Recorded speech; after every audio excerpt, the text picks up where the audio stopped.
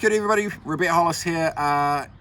It's been 2 days, 3 days. I've had the Samsung Note 10 Plus. What do I think? Oh mate, my phone has been going off trying to figure out, is it shit, is it awesome, is it horrible? But first I'll give us a bit of context. Just here at Titangi Golf Course, finished off the tee-off workshop today. It was incredible. Horrendously shit weather, but amazing still day. It's all nice and fancy now, but there were puddles and all sorts of craziness that was on there before.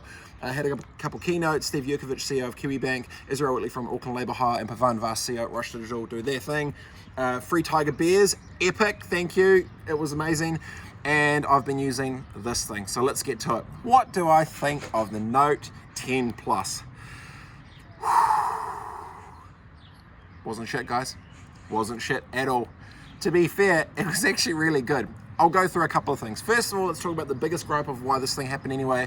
It was the battery. The iPhone 11 Pro was so shit that it was at 1% at 520. This thing, right now, the time now is 6:30, and it is on 82%.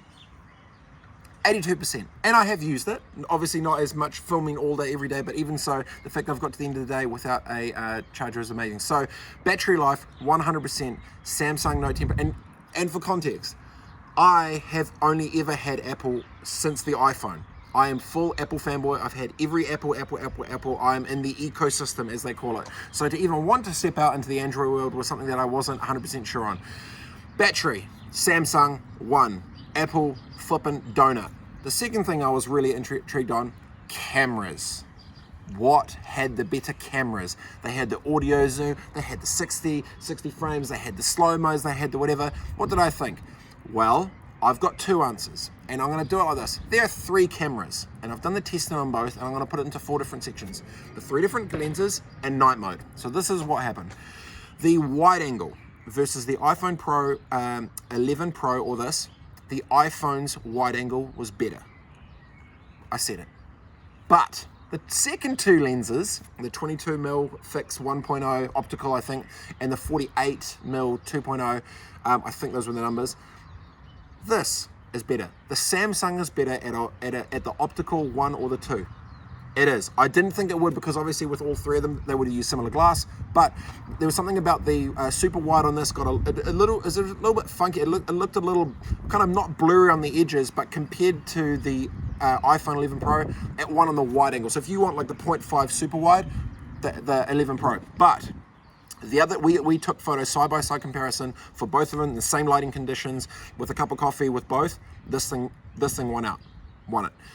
Next, so cameras. Two cameras were better of the Samsungs, 1 of the iPhones. Night mode.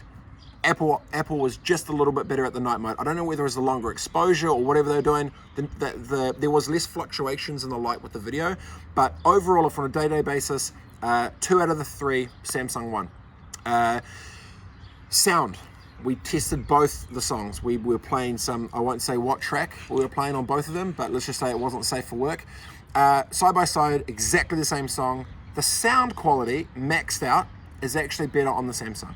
I'm saying it. I don't know if it hurts me to say it, but it's the truth. It actually is better. The sound is better, the battery is better, and 2 out of the 3 cameras are better. That's so far. Secondly, the brightness of the actual display. I couldn't tell too crazy much difference. I wasn't as much of a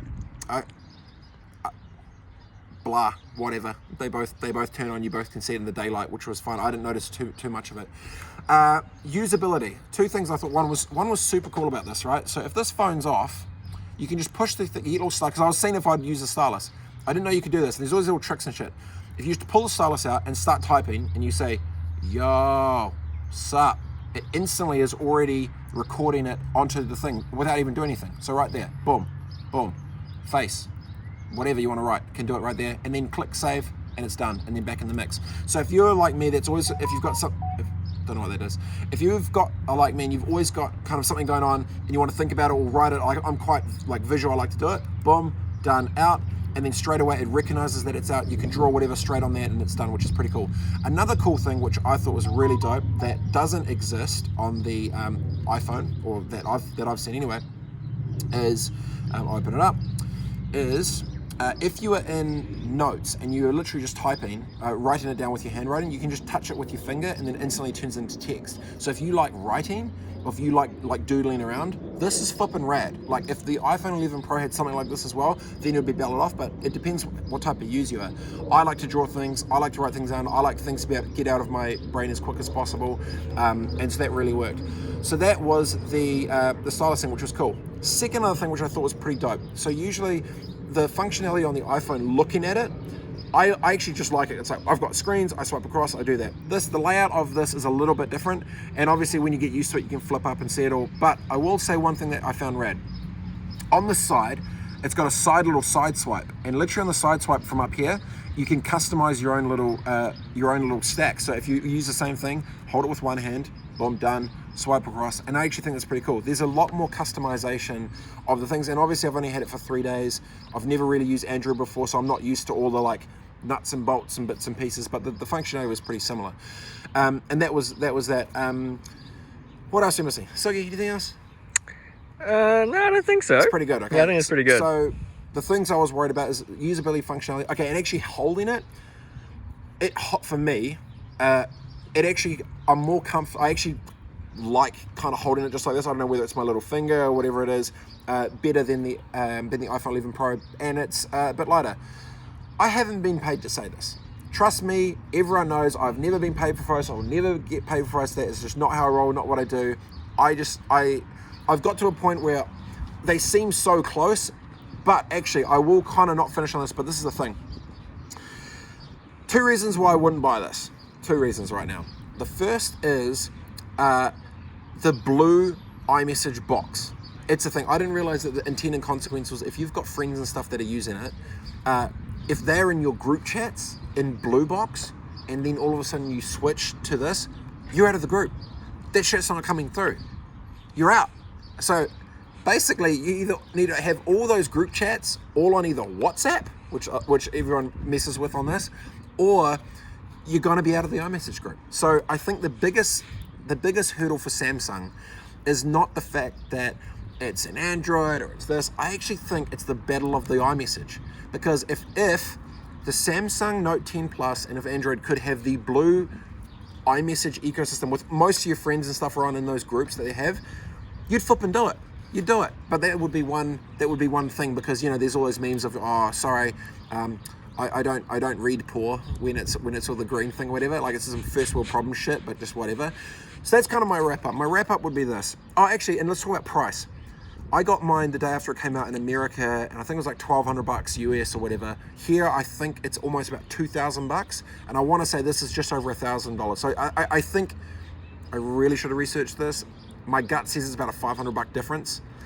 For $500 more expensive, I don't see as much incremental value outside of a wide lens. So with the blue box there, I would switch in a heartbeat. And the only other thing was FaceTime with family and stuff back in the States. I'm FaceTiming twice a day. That's obviously you can't do that with this. There's a few other options and things you can do, but it's not part of their sort of thing. So recapping, would I buy this? I flippin' would. Would I switch over right now full time? I don't think I can, just because all my other I've got an Epic voice chat, which is on the blue message, and I have to know what's happening on the voice chat, and I got the FaceTime game and a few other things. So those would probably be the 2 other things. Battery, this thing wins. Cameras, 2 out of 3, this thing wins. Night mode, the iPhone wins. The wide angle lens, the iPhone wins. The usability of this flippin' stylus, I know there's a lot of other shit which is cool. Also the hand gestures of photos. You can put your hand up, literally like that, and it does your own self-timer clock, which is good. And it's got a whole bunch of other little tricks and gizmos. So this is way better than I thought, than a lot of people have actually given Android shit for. So my kind of take on it is, it's pretty flippin' decent, and I would just ask yourselves, if you're not taking a whole bunch of photos and cameras and stuff, it won't matter too much. If you're how you engage, if you're creative and you're a bit more, like want to draw and that's amazing. The voice stuff, I don't want to. I think I use Siri a bunch on this. I use Google Voice as well, where I'm dictating as well, so I'm not too phased on either of that. So all in all, it was pretty epic. Very brave of you, Samsung, to send this for me. We had a rocky start. Didn't read the instructions. Potentially broke it to kick off with, which I think anyone in HQ would have been gutted with, but that's what happens when you flip and give me one, because I warned them, if you give it to me and it's shit, I'm going to say it. Anyway, we're finished, done and dusted here. It feels nice, it looks nice, and it works flipping good. So you just need to ask yourself, are you a creative with the camera shit, and does the wide angle make a difference, yes or no? Is battery life more important? Are you creative or not? And usability, how much customization do you actually want with it? But all in all, pretty amazing for me, because I'm already kind of in the G Suite ecosystem with Gmail, Google Calendar, Google Photos instead of all the Apple devices. Pretty decent. So I'll make it up for yourself, look at the price, look at kind of those key things of what type of user you'll be, and then go from there. But I really appreciate it. Thanks for sending it to me. Now, it's weird because I kind of just forgot your postal address to send it back, so I'm out.